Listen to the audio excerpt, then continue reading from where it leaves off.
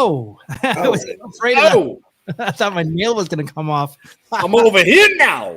I thought you were going to say it's unbelievable. Oh. Sorry.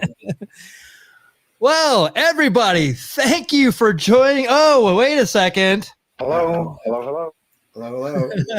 Thank you, Adam, for joining. Hey, Yes, thank you for joining. If you're watching or listening to us right now, this is the Baseball Brew Crew Podcast. We're keeping baseball history alive, one craft beer at a time. And wherever you are watching or listening to us, please give us a like and a follow. And if you love beer with your baseball, please tell a friend. Thank you for joining. Yes, everybody. Oh, Kevin, who sings that? Smokey Robinson. Oh, you're so close. So close. You should ask Jack those questions. We just talked about this. Just throwing random names out. Yes. No, it's by a band called Black Box, which actually ripped off Martha Wash, CNC Music Factory. There's a whole thing going on there. But hey, we do a baseball podcast, and we're not going to talk about hits from the 90s. Yes, keeping baseball history, well, keeping baseball alive, killing brain cells. Well, we're going to try to keep as many as we can because we need to keep all this alive. Ian, thank you for joining us. We super appreciate it. And you are, oh, wow. Honest. Hey, Twins Giants. awesome. Yes. That's great. And I can't Cheers. believe it. Yeah, checking in with us. I already asked him for a report. I said, hey, we'd love to get a report, any information, because none of us have been to the Twins stadium. So, so I'd like I'm definitely looking forward to going to there and seeing the St. Paul Saints. What's that, Jack? Ian is going to be the guy on an ESPN highlight video of the dad with the beer, and he's going to have the baby and the little papoose gimmick, dude. Baby Bjorn, And then the little baby Bjorn, dude, and then a homer's going to hit his way, and he's just going to bare hand catch it. Just like, Love wow. it. Love it. Actually, I think that he's going to be sitting in the more expensive seat, so I think he's going to get a foul ball and not a home run ball. So he's gonna be right above the dugout, I say. Listen, dude, one man's foul ball is another man's home run, dude. That is true. That is true. And thank you for joining, David. We super appreciate you. Yeah, so awesome. Well, that's what I'll tell my girlfriend when we went to Seattle. Robinson Cano fouled one off and hit her leg, and she still has heat with Robinson Cano to this day. So. It is what it is. I said but I can't tell it was a home run. Right.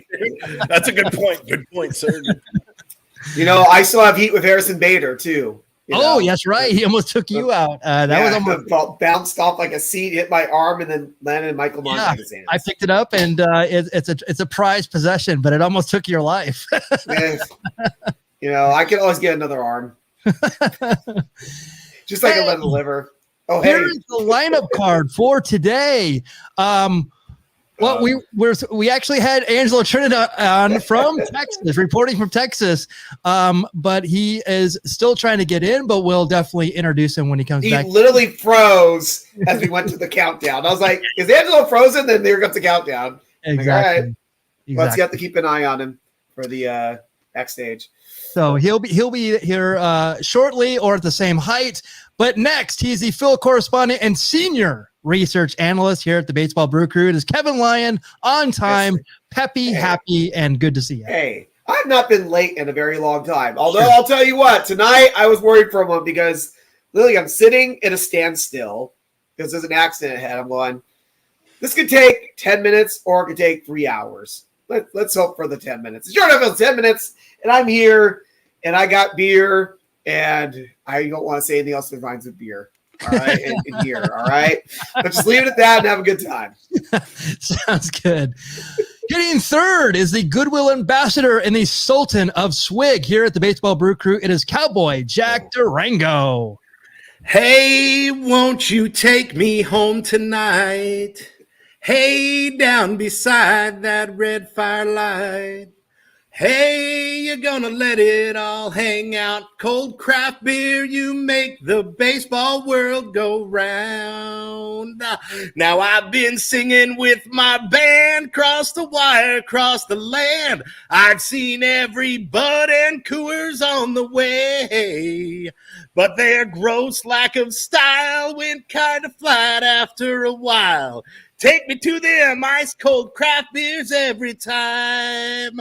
Come on now, won't you take me home tonight?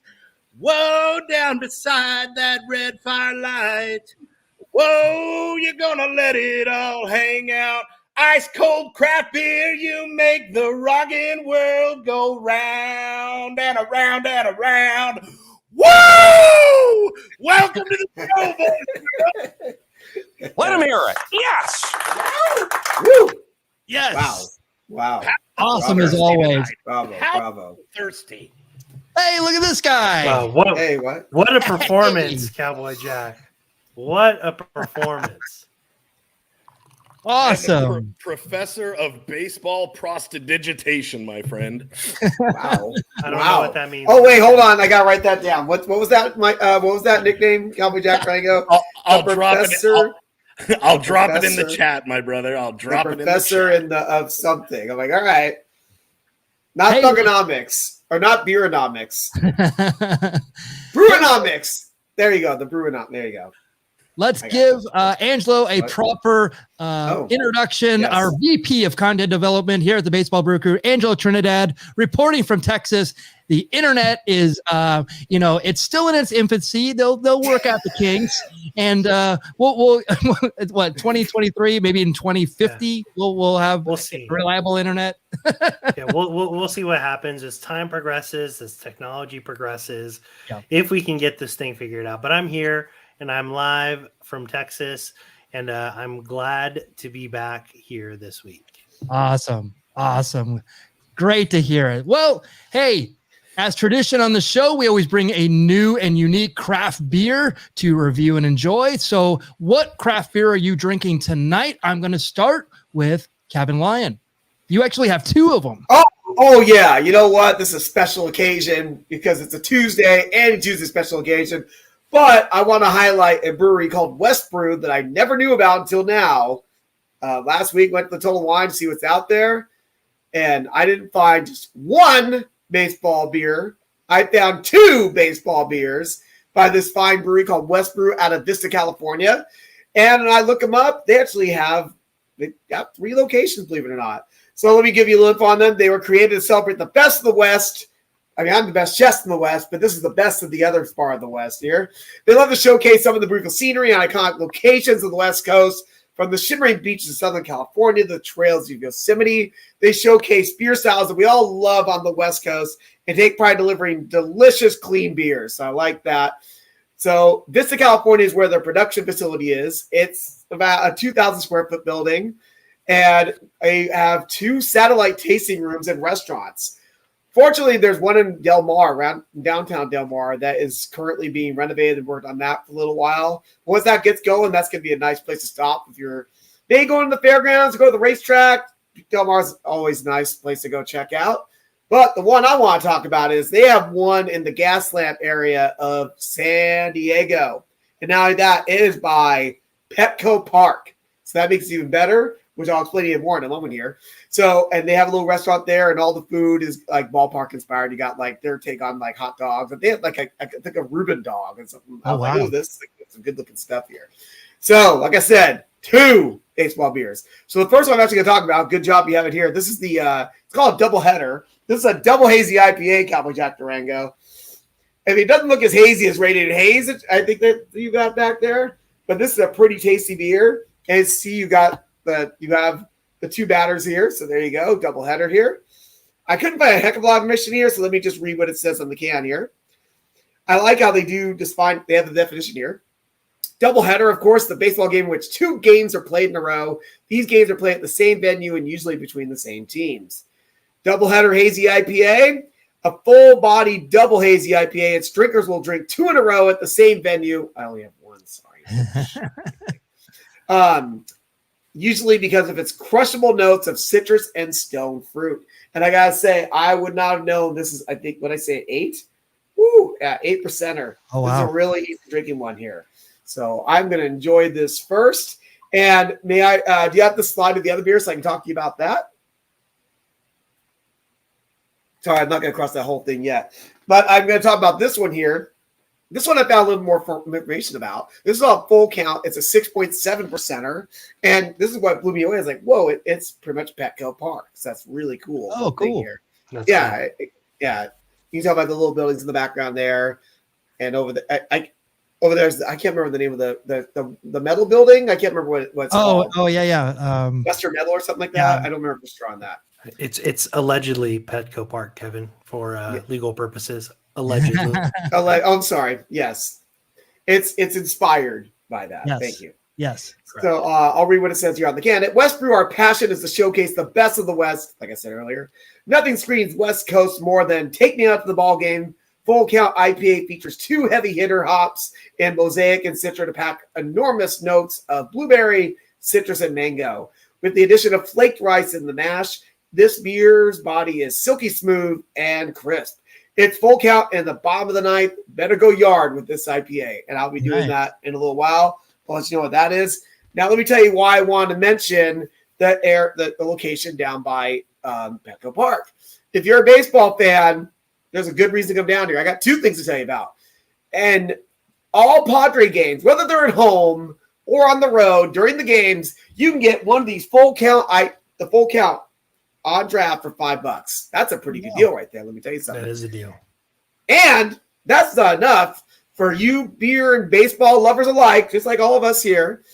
There's a deal they have where you can get any pint for $5. All you got to do is, outside of the Westwood location, there is a Joe Musgrove mural. You get a photo with it, you post it on your Instagram, and you tag them, and you get a $5 drink. So that's a good deal. I think I can do that. Yeah. So that's a cool little bonus there. So this sounds like a really cool place. Didn't know about them, so definitely happy. And so far, man, this doubleheader is. I wish I would have more of these. Now this is in San Diego. How did you get these in Anaheim? Well, Total Wine actually had these in stock in the season, in like the seasonal section. I just like to look through once in a while to see what they got, and all of a sudden I was like, what? And I said, I never even heard of this place. They're based out of Vista, which is about, I would say, about 45 minutes north of San Diego, or so, maybe northeast, depending on what direction you're coming from. But they got a lot of breweries out in that Oceanside Vista area. Yep. So definitely, if you see this, check it out. That's awesome. Great. That's a great one. And a baseball beer to boot. 2 baseball beers to boot. I know. That's fantastic. My kind of doubleheader. There you go.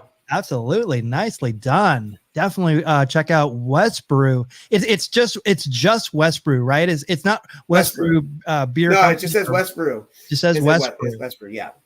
Very cool. Very cool. Thank you for bringing that. I definitely learned a lot there. Thank you so much. Now, Cowboy Jack Durango, this is an old favorite of ours.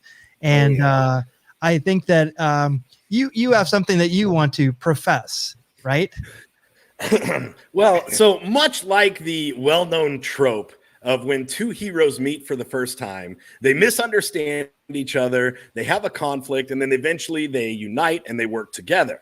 We've seen this with Captain America and Iron Man, Batman and Superman. Hell, we even saw it for the very first time Kevin Lyon met Cowboy Jack Durango. Now, when Midwestern powerhouse Toppling Goliath Brewing Company first met up with Anaheim, California's Radiant Beer Company, there was a nasty legal dispute over Toppling Goliath's hazy IPA named Radiant Haze. And sadly, in one of the darkest days of my life, Radiant Haze was discontinued. But after some deft legal maneuvering on both sides, Radiant and Toppling Goliath realized that they are both heroes in this craft beer world, fighting for the same cause, bringing delicious craft beer to the masses. And like a phoenix from the ashes, the wait is over. The award-winning Radiant Haze is back. So Mellow out with Charlie Guzzle and let this 7% hazy IPA open your third eye and take you on a tropical trip through a magical world made up of Citra, Mosaic, and Strata hops with plenty of orange and mango notes to satisfy even the most discerning beer snob. Whether you're a seasoned veteran of the beer wars, like our resident octogenarian, Mr. Kevin Lyon, or you're a craft beer virgin, Radiant Haze is the craft beer that will make every time feel like the first time. I was able to find this beer at Total Wine and More. I jumped on Instacart, and within an hour, Charlie Guzzle had a Peterbilt 589 with a 48-foot flatbed loaded with 80,000 pounds of Radiant Haze.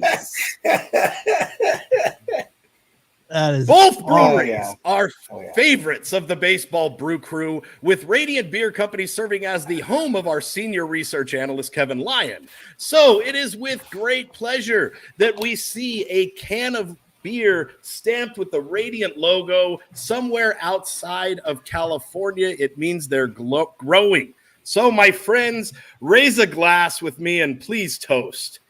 To Radiant Beer Company, may you continue to grow and flourish. Toppling Goliath, may you continue to make all my hazes radiant. And Bruniverse, don't forget when you drop them a line to let them know how much you love this scrum-diddly-umptious little hazy IPA. Let them know the Valley of the Sun's favorite son, Cowboy Jack Durango, sent you. Yes. Michael, I think you and I need to go to the fridge and get the can we have of that right now and start drinking it. I agree. That's made me want to drink more of this Radiant Haze. Oh, totally. And I looked back at Toppling Goliath. We've had it a lot on our podcast in different forms. That's Cowboy Jack's brewery, you know. Yeah, that's a Decorah. They're a Midwest powerhouse, and however they do their marketing or whoever their sales manager is rules, because they are nationwide, man. They are good for them. And I keep talking about them for a reason. They're fantastic. And hopefully Radiant, they're getting a little bit of exposure and they start following that train, man. Yeah. So I'm wondering, I'm curious to know, ever since they put this or re-released this out as a collaboration between Toppling Goliath and Radiant, did the formula of the brewing change at all? So it did not. It did not. It is like I said, man, it feels like the first time every time, because it's exactly how I remember it. It's crushable, boom shakalaka. It's crushable. It's fruity. It's so good. There's nothing better than a Radiant Haze, man. That's why I got 80,000 gross pounds of it out back, baby. There you go. And did the Bandit bring it to you? No, sorry, the Snowman. The Snowman. The Snowman was the one who brought the truck in. Am I kidding? Yes. Oh, that's good. Jerry Reed, Oh yeah. Yes, I was trying to remember the name of the dog, but I cannot remember the name of the dog. Oh boy, that is a deep cut. I was hoping I could remember I'm sure Ed out there might remember the dog. Ed, please give us a Smoking the Bandit reference that we can't get right now. And I will add too that this Toppling Goliath.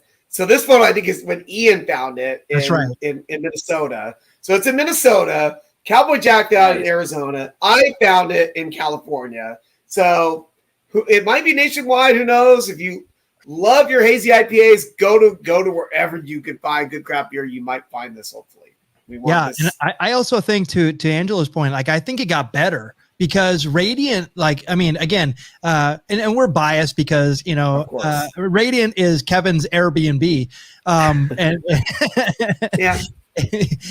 And his second residence, I'll say, just like Ted DiBiase used to have a summer and winter residence. Yes, sir. But honestly, Radiant is one of those beer companies that is killing it right now. It's super independent, but it's worth getting out to. So I think it got a bit better, and it when I taste it, it tastes like orange juice. It doesn't even taste like beer. it's so good and thick and lush and really just so hoppy. It's great. So yeah, something that Yes, we love. Fred. Thank you. It was Fred. I knew it was a simple name. I'm like Fred, of course. Wow. Sorry. Wow. I had to yell. Yeah, no, it's the best, man, and I'm so glad it's back. I know it's only for a limited time, but I did the research, and the Radiant Haze formula is going to be released under a different name, I believe. Oh, interesting. Okay. I didn't know that. Oh, I was just going to ask.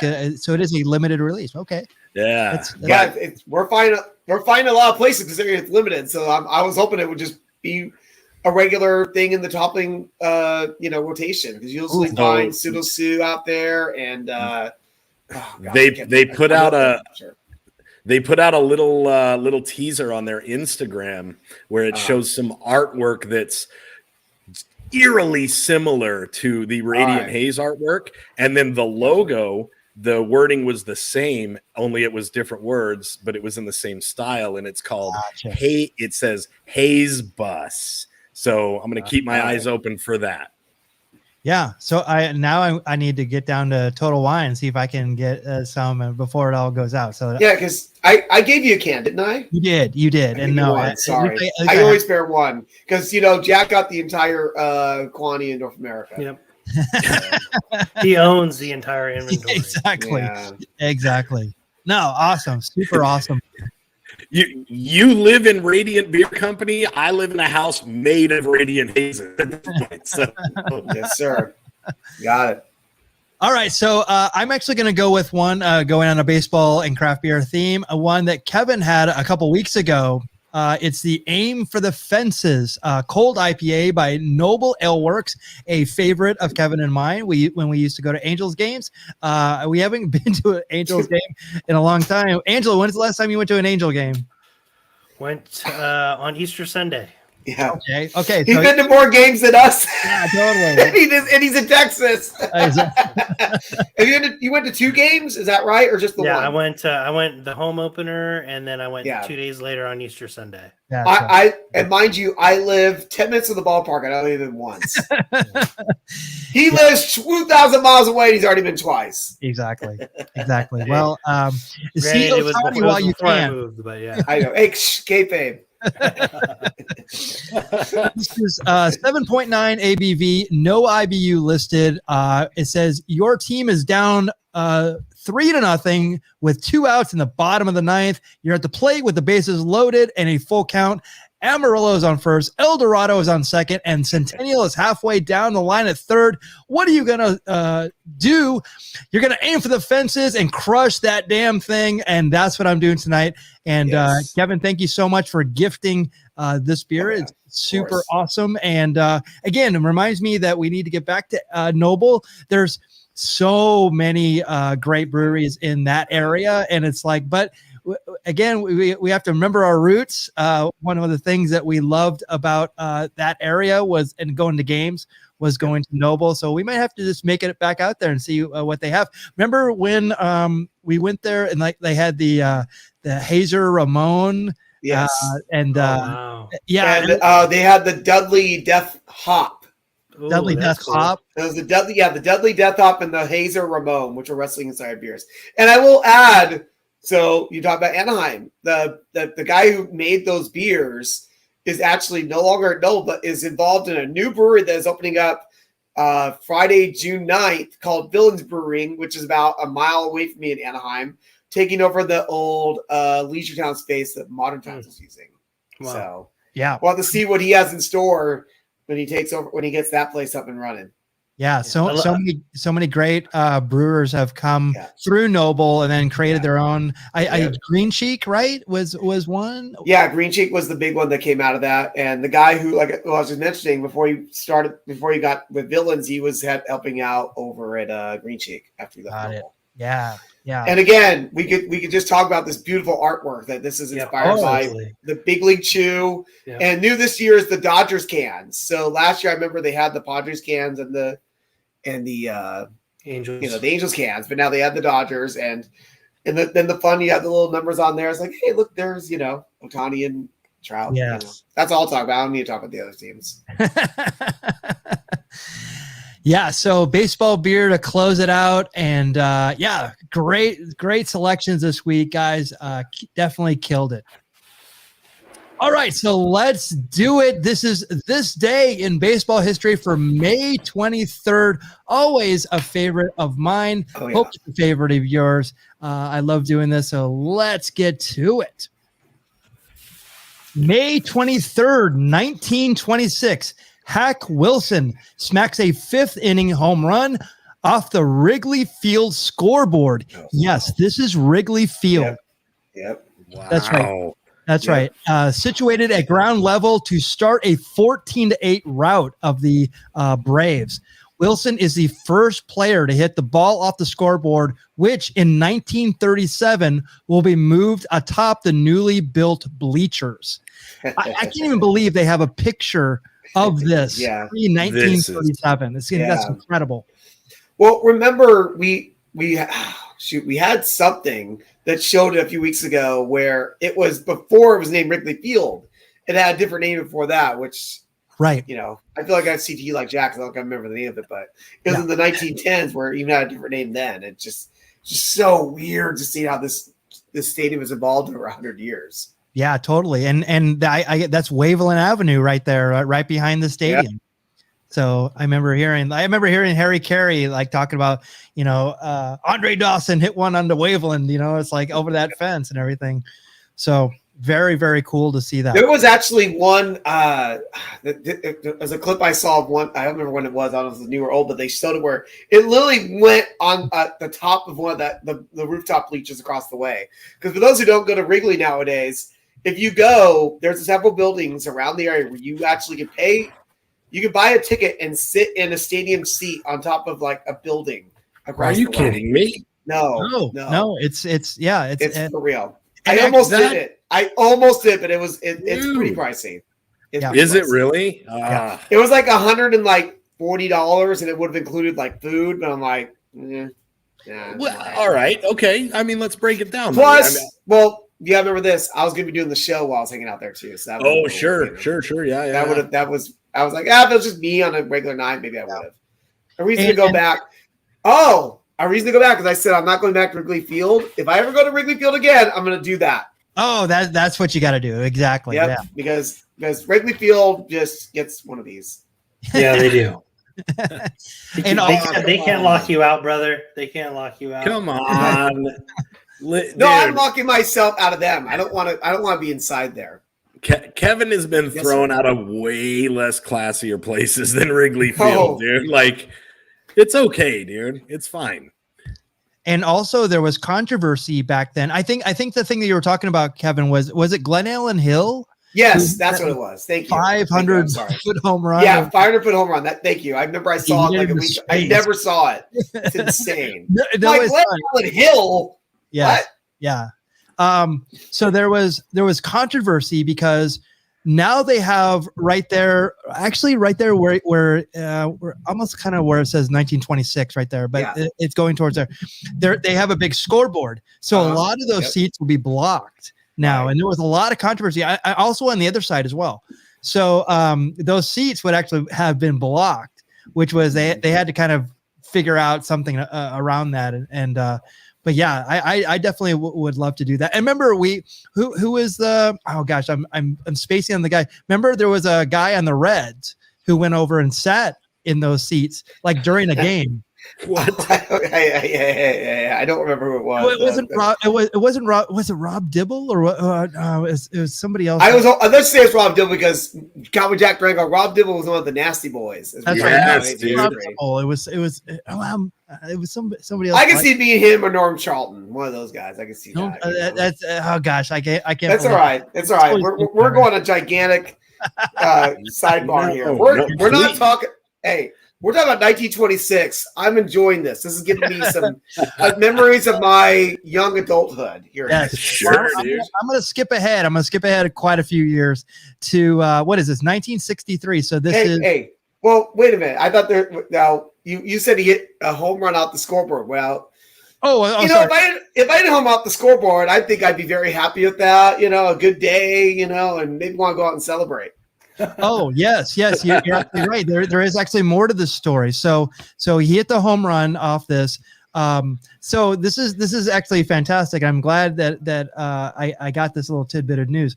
So later that night, Hack Wilson, who we're talking about, who hit that home run, and a few others are arrested at a friend's apartment for drinking beer in violation with the Prohibition Act. Yes, Kevin, dude. You were hit hard with the Prohibition Act. He was. Look at that. And actually, we failed to recognize this, or really call this out, but that shadow that's cast in that photo, that's actually Kevin Lyon. What that news story doesn't read is that Kevin Lyon was also a part of that police arrest at the apartment. Yes. It might. Well done. Allegedly. Allegedly, dude. Hey, the statute of limitations have expired on this. It might have been my apartment. Oh, ooh. Hey, snitches get stitches, dude. Yeah, snitches. Sangre Bring por it. sangre, homie. Sangre por sangre. Bring it, Hack Wilson. You're dead and I'm alive. By the way, dude, Hack Wilson is looking just like the biggest pro wrestling brother that ever brothered up. Oh, dude. yeah. Like, he's like, when I was at home, my children were scared for their lives. I love them. George Hackensmith Wilson. Yes. Yes. Well done. There you go. Wow. Wow, that is Nice. Pack it in. Pack it in, dude. We can't do better than that one, Disco. Very well good. done. Well Very done. good, sir. So let's skip ahead. I want to say this is. I'm going to speculate. This is. My math is super bad. 1963. So please 37. 37. Okay, 37. But what is it? How many years ago? It's. Oh, I'm sorry. We jumped ahead 37 years, but now we're going back literally 60 years. 60. Come on. There you go. My math is bad. I'm sorry, 70, 60, Hey, 70, okay. 80, 90, 100. Okay, Sorry. Dustin Hoffman, chill out, dude. We know. Wapner's on at 3. Chill. But it's 6:40. It's 7:04. Tranquilo, ese. Tranquilo. All right. 97X, the future of rock and roll. All right, here we go. May 23rd, 1963, Mets first baseman Gil Hodges is immediately named the Senators' manager, replacing Mickey Vernon when the teams complete a deal that sends the Waterbury, Connecticut native Jimmy Pearsall to New York. All right. So, okay. Yeah, there's a lot there. Yes. There's a lot to unpack there. So Gil Hodges gets traded to the Senators and immediately becomes their manager. Okay. Yes. So yes, that's weird enough. Right. So we see Casey Stengel there. So he's actually beneficial to what actually happened to Jimmy Pearsall when he was actually in a Mets uniform. So Pearsall, the 33-year-old part-time outfielder who will bat only 194 in 40 games for his new team, will be released in July after drawing the ire of manager Casey Stengel for running the bases backward to celebrate his 100th career home run. So when I read this, I'm like, did he run from he ran to third, second, first, and then home? I go, that wouldn't count, right? But he literally went backwards the whole way. Like he ran bases. He ran backwards to first, second, third, and just like this is him. Now, wait a minute. What if he would have went out the baseline? Would he be out? And how long does this take? If I took twice as long too. Yeah. Like everybody just looked at him. This is 63 and he's excessive celebration, dude. Like people talk about athletes today, dude. This guy ran the bases backwards, dude. Hey, God bless Casey Stengel, because I would have physically assaulted this guy. It is an impressive feat, because I don't know about you guys, but I could barely walk. I was just thinking the same thing. Yeah. Yeah. Like, do you just run until you're all of a sudden on first base and then just turn and then do the same thing? And you know what, Michael? They might have given this guy. I would think they might have been a little careful ish with him because Jimmy Pearsall was known for having that's what he's most known for is his having issues with his mental health. Oh, interesting. Severe mental health issues. It went to the point. We talked about it briefly, but there's actually a film. There's actually a film made about Jimmy Pearsall that came out back in the 50s. I wasn't late 50s or 60s called Fear Strikes Out with Anthony Perkins, known for being, in Psycho. And he's playing freaking Jimmy Pearsall. I'm like, what? We attempted to do an Instagram hazy history on this guy, and this is the brother, isn't it? Yep, Jimmy Pearsall. Yep. After a week of hashtag doing the research, I didn't feel it was fair to just spend 15 minutes chatting about him. I was like, dude, we have to do an hour on this guy because there's so many different layers about really cool stuff that happened back then. And it's very terrifying, but so many of his higher ups were behind him and trying to help him. And, people didn't take to head cases too much back in 63. But there was so more in 63 than 53. I'll tell you that for being there. Sure. But no, this is a crazy story. This guy's life, man. Totally. Yeah. It's super enthralling. So keeping with the Mets, so this is May 23rd, 1965. Mets outfielder Ron Swoboda takes his position wearing a batting helmet on his foot. Okay, so when I read that, what? Wait, what? No, this can't be the story. So it continues after kicking the protective headgear, which gets stuck on his spikes. Manager Casey Stengel again orders the young player to go out in the field. All right, so I hashtag did the research, and this wasn't the case. All right. So going into the bottom of the ninth, the Cardinals were losing 7-2, but they weren't giving up. After tallying 2 runs, they were down to their last out with the bases loaded.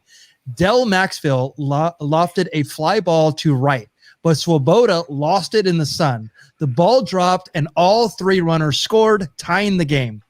Batting in the top of the 10th, Swoboda lined out to right to start the inning, and frustrated, he left the dugout and stomped on a batting helmet.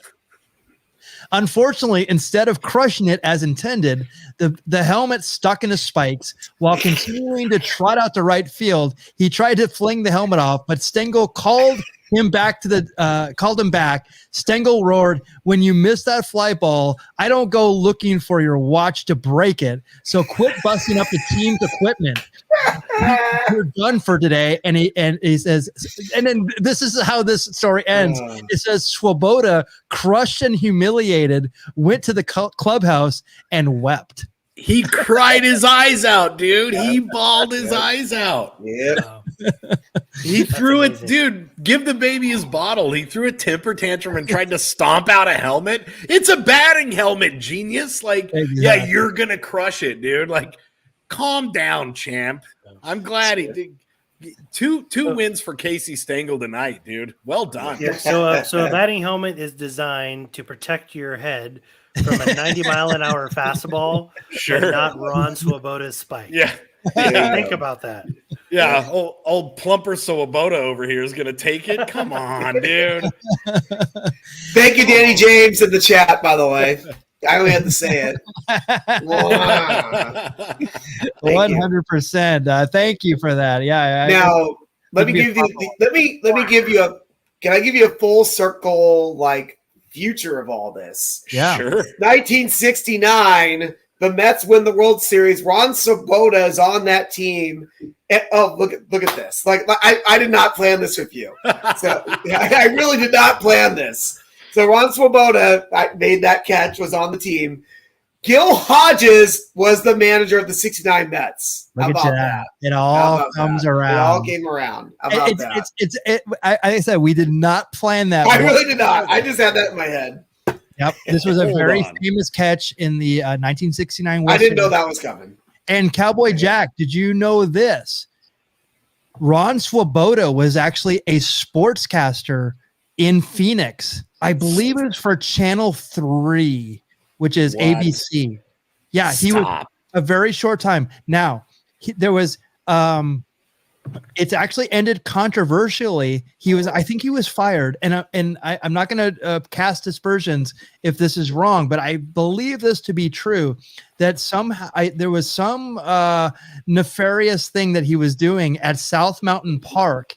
Stop, He dude. was actually meeting with someone, and I don't know if they were of age or not. Oh my God. Yeah, so it was a very controversial time. I think it was like in the late 80s. But he was actually a sportscaster in Phoenix. So I tried to look it up, and I think it's scrubbed from the internet. Oh, okay. I was like, I'm not sure I'm gonna find this. Yeah, but he was actually a sportscaster in Phoenix. That's how I knew, because they were like, oh yeah, he used to be on the Mets, and he made this crazy catch in '69. But he was a sportscaster. Is that KTVK Channel 3? Yes, it is. It's funny because there's literally an article from the Sun Sentinel's website that talks about him. That's pretty funny. I don't know if I'm gonna find about what you're talking about. But yeah, but I remember being at South Mountain Park. That was Stop, dude. I don't know if I want to go to. I don't know if I want to hashtag the research on that. No, we'll try to figure it out later for a hazy history. I legit think I performed a wedding on South Mountain Park. Like, you want to talk about it all coming together, dude? Like, yeah, exactly. My third eye is open thanks to this radiant haze. That's right. Good job, Cowboy Jack. All right, here's a fun one.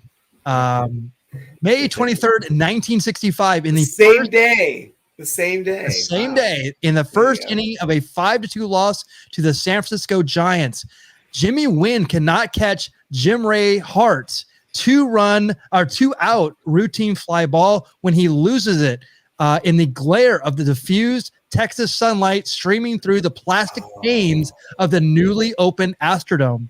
The base clearing inside the park home run results in painting the ballpark ceiling, leading to the use of AstroTurf next season because the grass will be unable to be grown due to the reduced amount of light.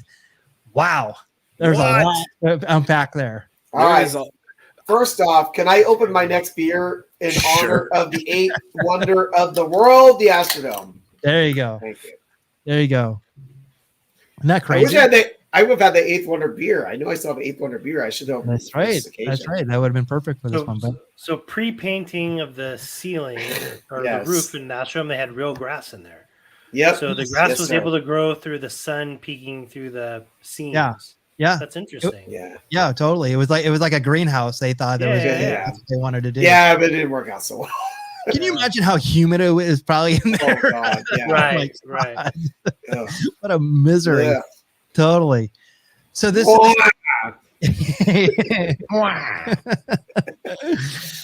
this is an interesting one. May 23rd, 1984. The Tigers win their 16th consecutive road game, defeating the Angels 4-2. Detroit's victory ties an American League record established by the Senators in 1912. Okay, so I looked this up on baseballreference.com, which is a site that I'm on all the time. I always tell people that 1984 team, they started out their first 40 games, they went 35-5. Oh, yeah. Wow. This game right here, they were 34-5. Wow. So they were kicking ass all season, and they actually ended with a 104-58 overall record. They beat the Padres for the World Series championship. Yeah.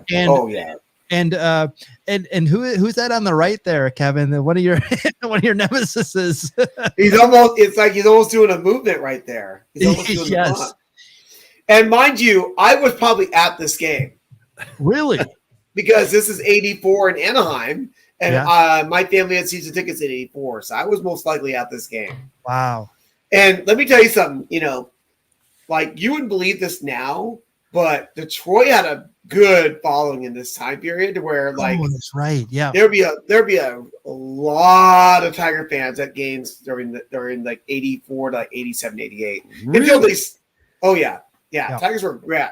Like Tigers, Red Sox, and Yankees. I don't know about that, or those are the top three were just like you feel like you're almost at a road game. You know what I mean? But remember, nowadays, almost every Angels game, you might feel like you're at a road game, depending on the team. But remember, this is something I learned in Phoenix. That people are transplants. So what they do is they move from like Minnesota, Michigan. They all move there. So then when they're there, they go watch their teams. It's dude. St. Louis does the same thing. Whenever right now they're in Cincinnati, and you think it's a home game in Cincinnati. But at the same time though, the major story franchises are the ones that are going to be draws in their cities they travel Cubs, Cardinals, Red Sox, Yankees. I don't know about the Mets so much, but Dodgers. The Mets totally. They travel well. The Detroit's one that's definitely lost a lot of steam. Oh, they definitely had the steam in the 80s though. Yeah, and you would think the Angels would travel well, but they don't. Yeah, really. You think they would, right? Yeah. Totally. Dude, there is a militant group of Cubbies fans out here. No, I married one, dude. Like, I'm twice you married one. Right. God bless her, dude. The woman puts up with me. God bless her. Cheers to her, dude. Hey, cheers, Jen. Yes. Thank you. Thank you so much for taking our lovable Cowboy Jack back. All right, here we go. This one's amazing. You guys are gonna love this one.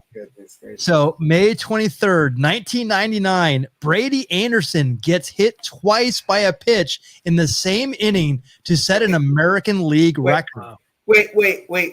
What? He got hit twice by a pitch. So he batted twice in the inning and got hit by a pitch. That's almost as crazy as you seen two grand slams in the same inning. So crazy off the same pitcher, but my gosh. Leadoff man, the third major leaguer to accomplish a feat, scores twice when the Orioles tally 10 runs in the first inning, routing the Rangers at Camden Yards 16-5. I have a question, sir. Yes, sir. And maybe you can answer me. Maybe you're about to answer this. You said that's the American League record. Is that what you just said? I already did mishear you. Getting hit twice in the same inning. And that's got to be a major league record, right? Or did you say American League? It says American League record, but you're telling me someone got hit 3 times in an inning? Well, remember, I think it was like Don Baylor, but that's who else got hit. Don Baylor is the all-time being hit by pitches. And who's Biggio? Craig Biggio? That just seems insane to me. That you said American League record. I'm like, what? Yeah. Wow. That's crazy. Okay, so sorry, but I'm sorry. He's actually hit like I want to say like 165 times in his career. But that's not what I want to talk about. With Brady Anderson. All right. So the thing I remember about Brady Anderson was this. Mm-hmm. Yep. Okay. I'm waiting for it. I'm like, I know where you're going. Okay. So from 1988 to 1995, in total, he hit 73 home runs. Mm-hmm.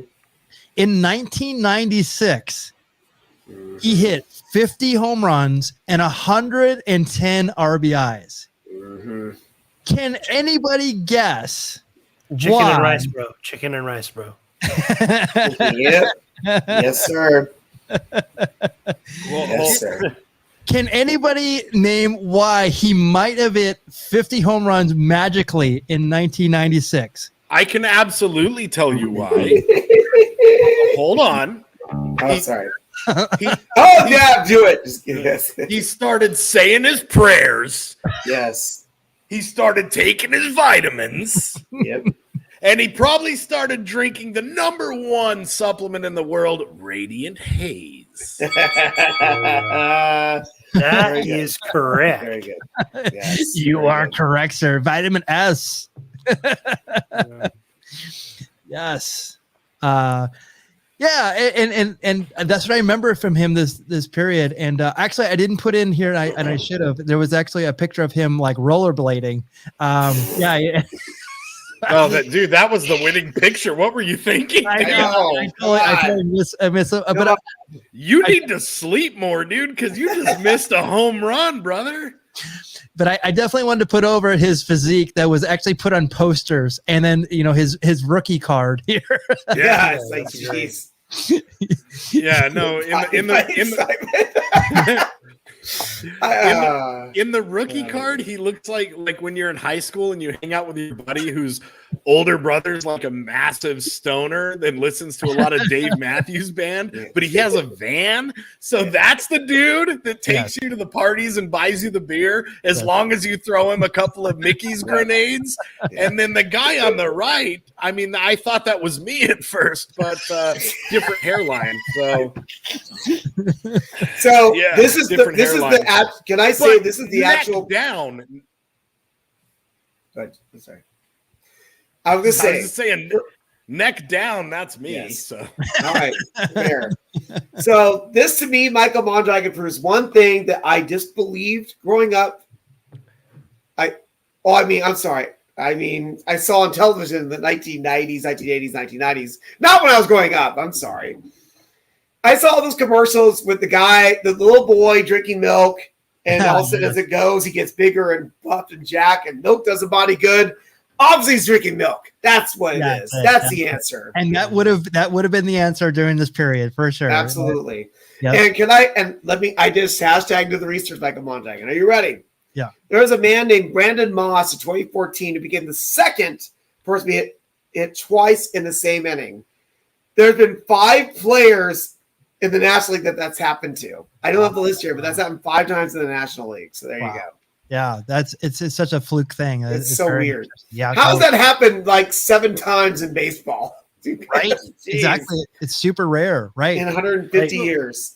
So I'm curious to know what's more likely to happen again.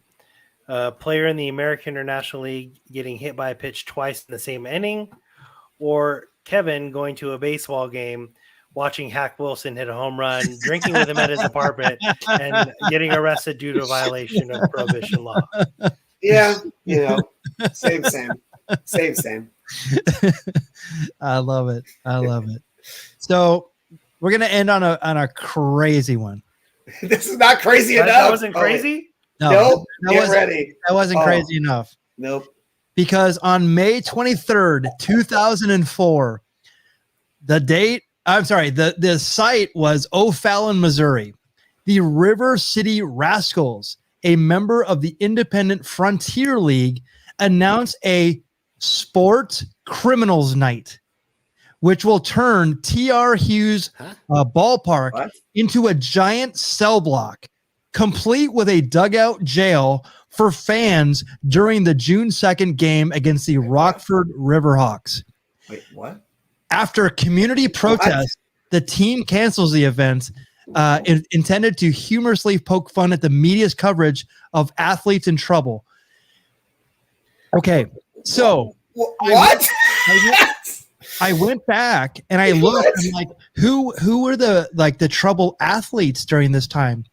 And the 3 that I came up with were Ray Lewis, that makes Dexter Manley, and Milton Bradley. But come on, one was a major national story out of those 3.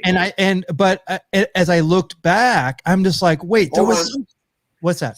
Jason Williams? When was that? God, Kevin, you literally have read my mind. Sorry. So I said the same thing. I go, wait a minute. There was another one. It was Jason Williams, former Phoenix Sun, by the way. Another black eye on that storied franchise. Yeah. Whoa. Yes. So, don't get me started on the Suns. A black what? Yeah. A black eye. No. Black eye. Eye. I'm sorry. Oh, sorry. That's an old Jim Rome joke. That's a Jim Rome joke for anybody who knows what I'm talking about. Yeah. That was a Jim Rome joke. Yeah, no, Stop let's it. leave it. Let's leave it for Jim Rome, dude. Okay. All right. Sorry. So Jason Williams was charged in 2002 with the accidental shooting death of his limousine driver. Yeah. He pled guilty to aggravated assault, and served in 2010. He pled guilty to aggravated assault in 2010. Served a 27-month prison. It took that long for that to happen. But Ray Lewis's thing happened on April 29th, 2004. So that's really fresh. It's super fresh. Right. Yeah. So I was like, oh my God. What did Milton Bradley do? So Milton Bradley was, we've covered him before. He was this guy who he would melt down basically he had mental problems, and he would definitely melt down on different occasions. But I think that he also had run-ins with the law as well. They weren't as highly publicized, but they were definitely around at the time. Another one, Dexter Manley. I was not ready for Dexter Manley. I have a question though, Michael. Yeah. Did Milton Bradley, when he had his run-in with the law, since he's a baseball player, did he run backwards away from the law? No, but did he? But did he collect? Well, yeah.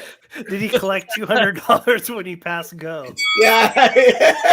That is the answer right there. Thank you very much. I couldn't even get it out.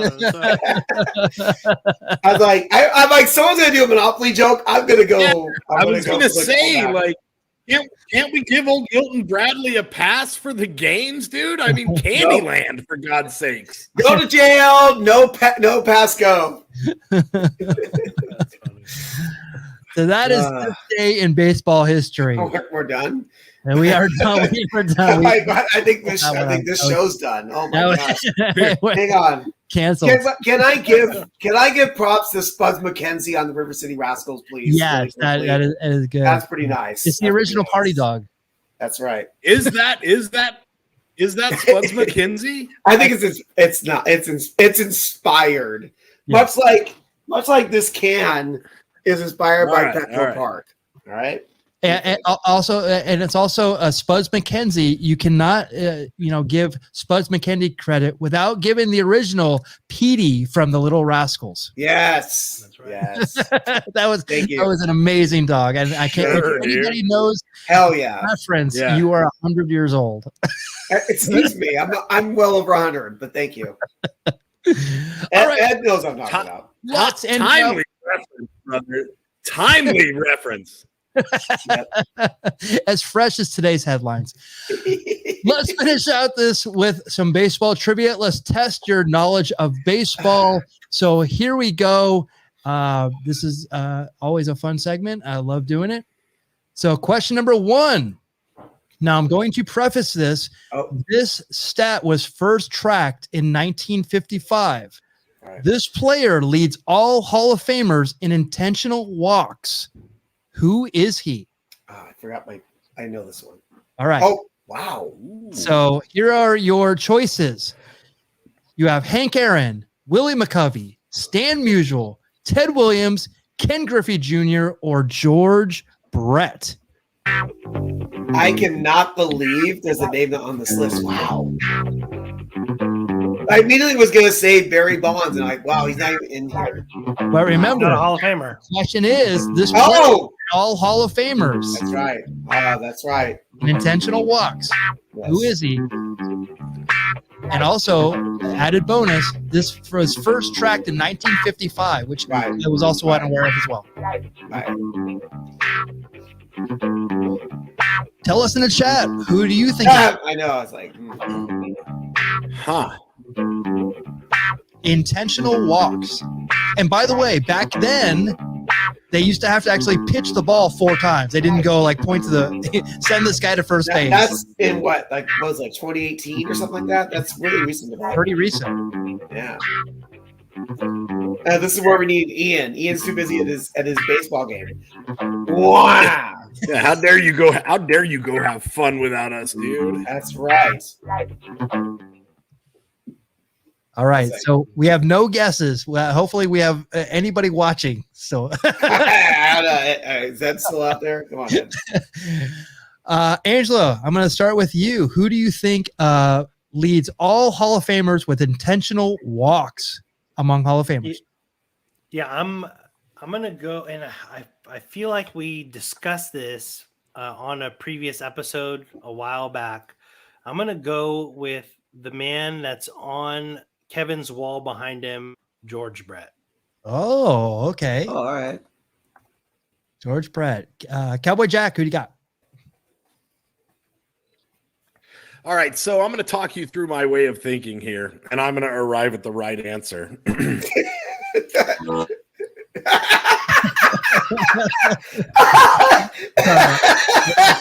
actually that. What happened? Accidents happened twice. I know that. Yeah, my bad. So I thought to myself, I was like, what kind of a man would pitch an intentional walk, right? So I'm looking at this list of pitchers in front of me here. What? Oh. No. You guys are just messing with me, okay? So sorry. You got to have a strategic pitcher that's going to pitch an intentional walk. So I'm looking at this list and I'm like, man, who is the cerebral assassin of this group, dude? And I'm going to go with Teddy Williams, dude. All Boom, right. locked in. Number 4, the pitcher with the most intentional walks. These are batters who were intentionally walked. Oh crap! All right, I'm gonna go back. This player, who is a hitter. But if you want to go, All right, fine. I'm gonna lock in Teddy ball game, dude. Ted Williams. Fantastic. I couldn't have planned that one. It's so funny. All right, Kevin. I have to follow that. Michael, when was this award? When did they start keeping track of this stat? 1955. And when did Ted Williams retire? Like 1960? Good job, Jack. Ah, look at that. See, that is. I was waiting for it, but it's all right. Baseball mind. That's all right. That's all right. I was just like, I was waiting for the buzzer. All right. Cue him! Hey, you know what? He hasn't hit it. That means you might be right. Yeah. Not sure yet. All right. So he said, you know what? Just to spite Angelo, I'm going to go with his favorite ball player of all time, Ken Griffey Jr. Oh, look at that. Okay. That's a good guess. Good guess. Yeah. Ed going with George Brett as well. Yeah. Yeah, these are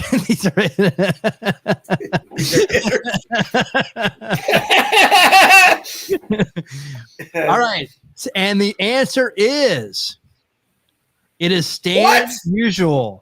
Wow. 298 intentional walks. So remember, his career started in the 40s?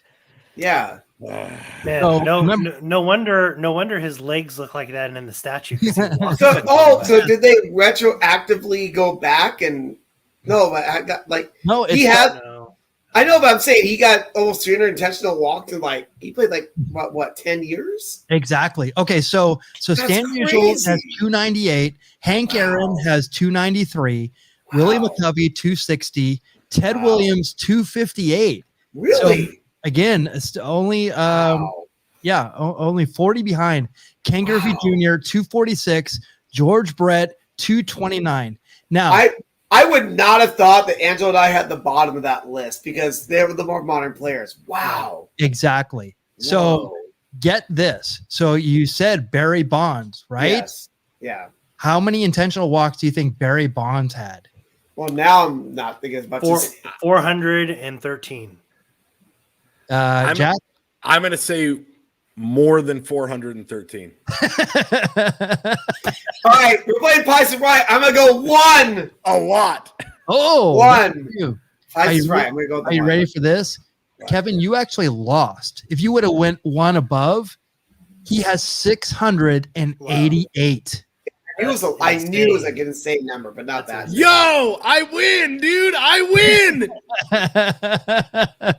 So the previous question didn't count. That's the question. Cowboy Jack's on the board with 1 point. Which is funny because whatever, it's fine.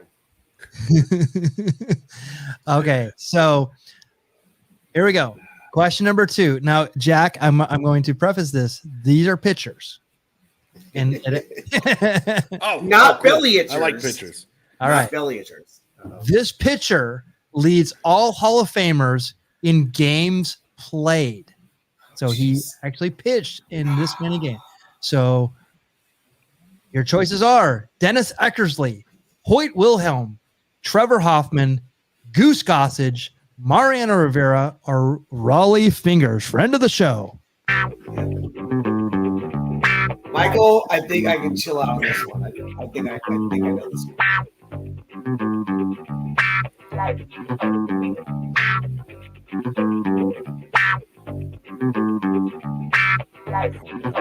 No. What?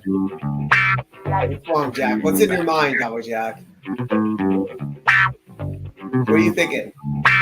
We have three Padres on this list, by the way. 3 former Padres on this list out of 6. Good job. Good job on that. With Michael's longtime close personal friend Trevor, Goose, I think he was just Rich when he was at the Padres. Rich Gossage, yes. And Raleigh, of course, friend of the show.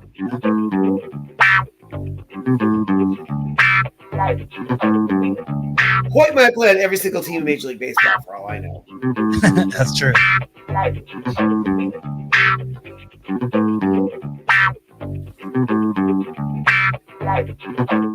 A lot of silence, just silence. Yes, yeah, this one's tough. So the question is, this pitcher leads all Hall of Famers in games played. So I'm going to start with Angelo. I'm going to go with friend of the show, number 6, Raleigh Fingers. Raleigh Fingers. There you go. Cowboy Jack. So I know you like to throw out a red herring. So I thought the red herring you threw out for me was friend of the show, Raleigh Fingers. But then I thought, no, you're too clever for that. You know that I can't resist a Canadian man. So that's why you put Mariano Rivera on the list. But then I thought, no, sir, that's another red herring. I'm going to go with number 1, Dennis Eckersley. Okay. No? All right. I was hoping he was going to pick Goose Gossage because he likes to get goosed. That's what I was hoping that Jack was going to say. Canada's finest, Mariano Rivera. Yes, dude. Canada's greatest athletes. When you Can you just hit the womp womp for him, please? That's all he wants. Give him a soundbite. When you think I'm going to zig, I zag. Okay, pal? You make the rules and I break them. Cowboy Jack, I can't expect you to I can't expect you to zigzag from side to side quickly, all right? I can't expect that from you. I'm sorry. Ed going with Trevor Hoffman. Just when you think Cowboy Jack is running forward, he runs backwards. Much like Jimmy Pearsall. I'm going to go back to that soundbite. And Michael Mondragon, I'm pretty sure the answer is number 2, Hoyt Wilhelm. Okay. And the answer is, you guys were so close. Oh, I was. Oh. Mariano I knew Rivera. it. There was the red herring. You know I love Canadian men. No, hit the other one. He wants the other one. No, the doom. Come on. Talk about this. Jeez. Thank you. For live, pal. Oh, man. That's all Jack wanted. We'll edit that in post.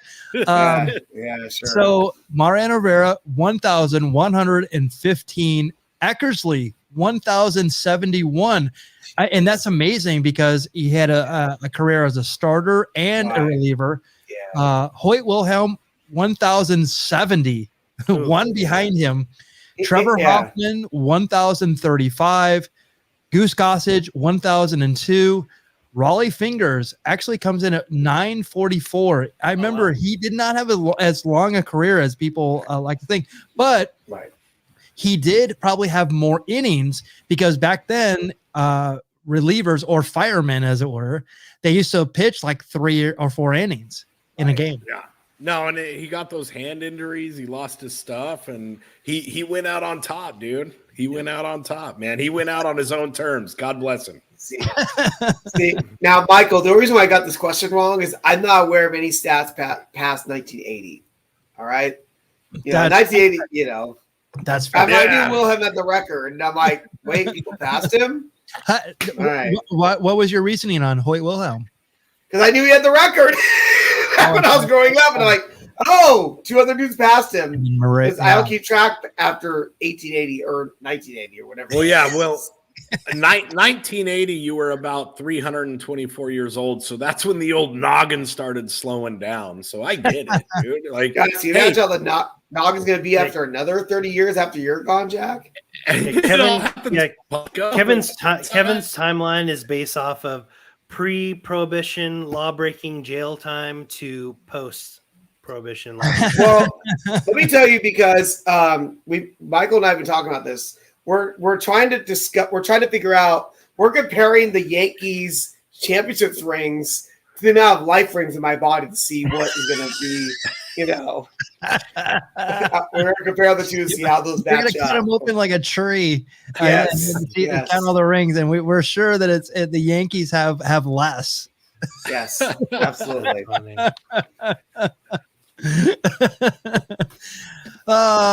So good. Well, we've come to the end of the show, and guys, I want to, if you've made it this far, thank you. We super appreciate you watching faithfully. This is our 160th episode, literally 160 weeks straight. 161 if you count our pilot episode.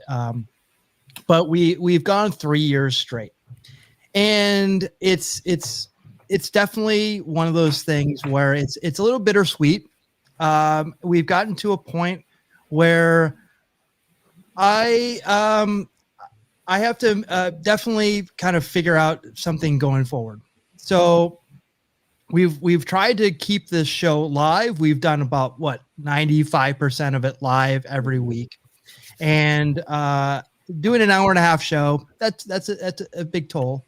I also do another show as well on Thursday nights, but there's a lot going on.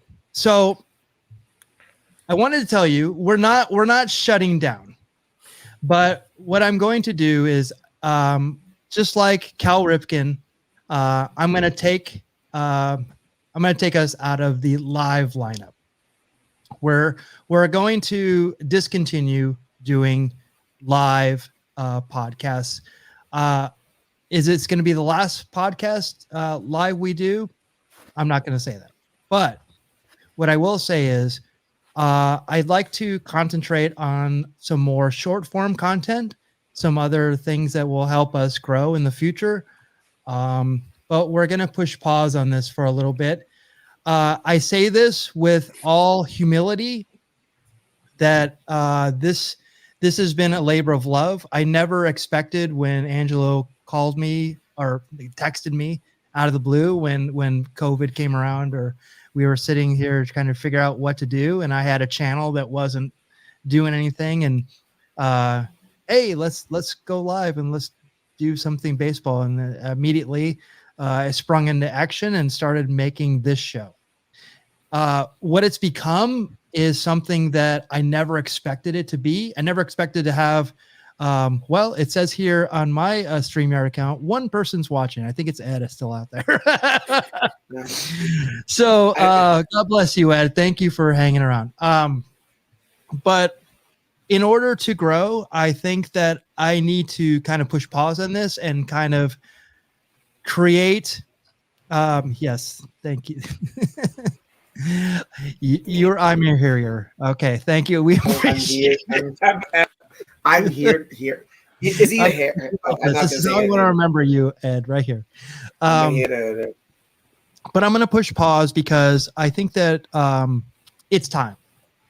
And I said I love craft beer. I love baseball. I love all these guys, and you guys have made this happen. this will come back in some form. I'm not sure in what form, but I'd really like to concentrate on maybe some other shorter form content that I was doing before that I think will have a lot more impact. And when and how that's going to happen, I'm not sure. But guys, I want to thank you for making this so special. And I know that there's more. This is not, again, this is just a chapter and not the end. But I want to give you guys a chance to talk and express what this show means to you.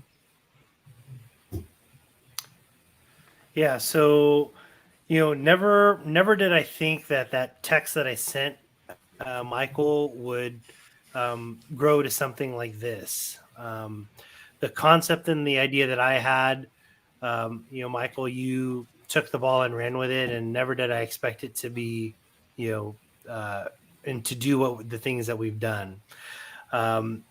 Most importantly, what this show has done for me is, Kevin and Michael, I've known you guys for a number of years because of wrestling, but we've grown even closer because of the show and because of our love for baseball. So that is one thing I'll be forever grateful for, is your guys' friendship and brotherhood.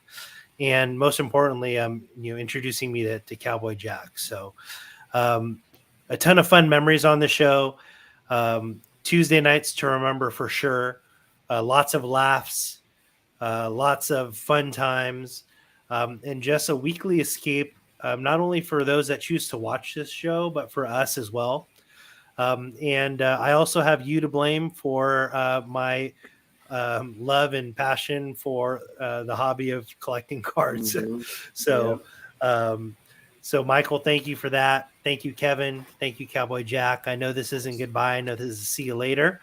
And until we do this again in some way, shape, or form. Absolutely.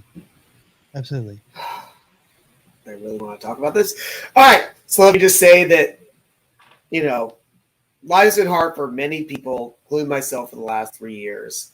And one thing that's been wonderful for me in these last 3 years, no matter how bad things are going, how good things are going, is that Tuesday, whether I'm late or on time, just come on here, have a good talk, and talk about two things I love, craft beer and baseball. And again, what was at the end? And again, the most important thing is the camaraderie amongst the Baseball Brew Crew universe and ourselves, because we all helped each other get through some good times and bad times over the last 3 years. And I want to just keep it simple. I don't want to go on and on about it. Because you know what? We all had a good time, and that's all that matters. Yeah. I appreciate that. Jack? I will say that this show taught me in a lot of ways how to be a better man. It taught me how to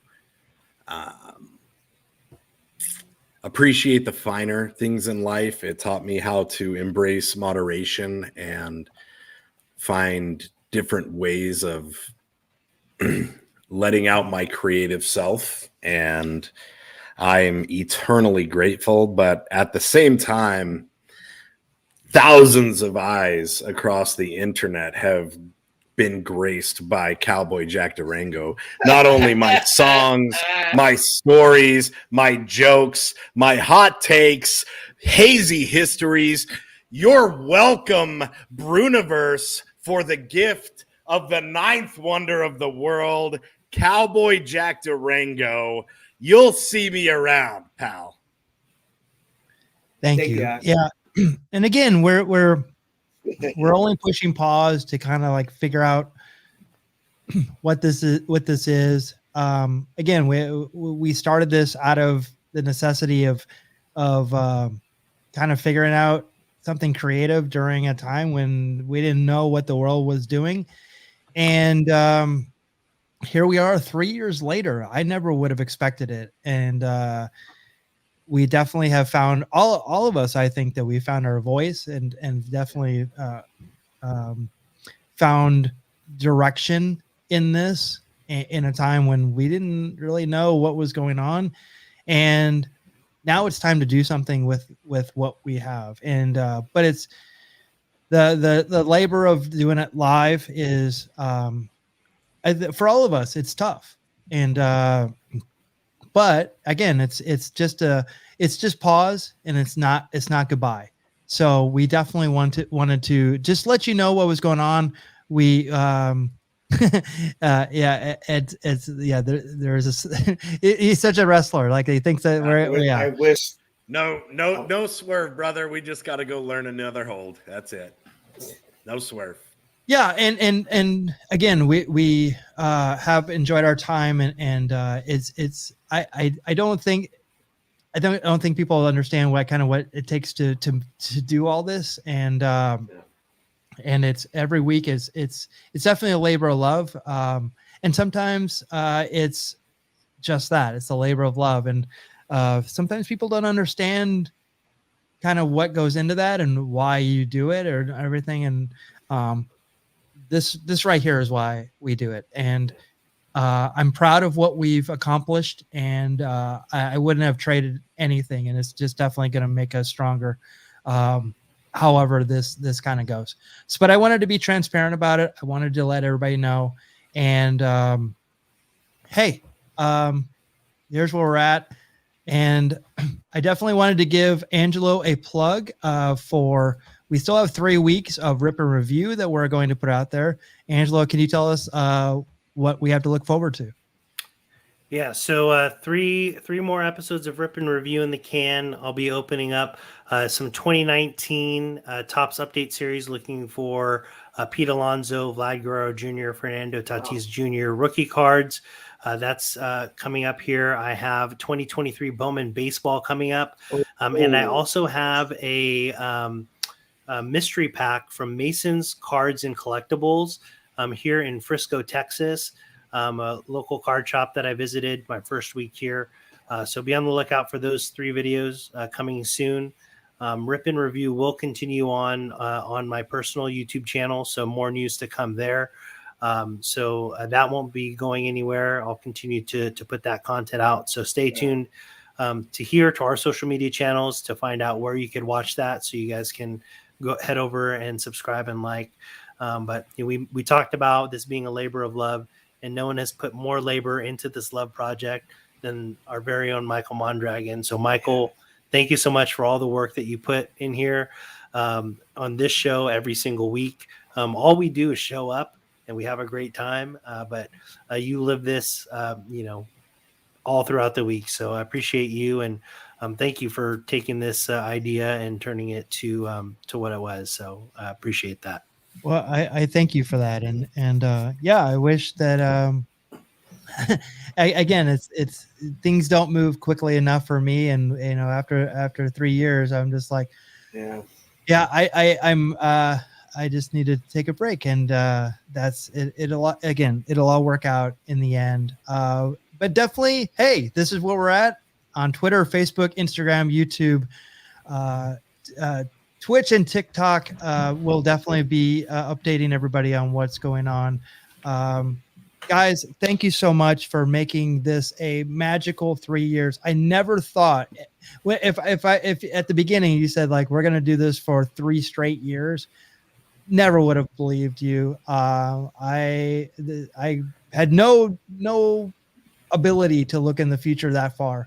I look back very fondly, and again, we're just pushing pause. We're not saying goodbye. We're just saying, just hang in there. We'll definitely reconnect with you one day.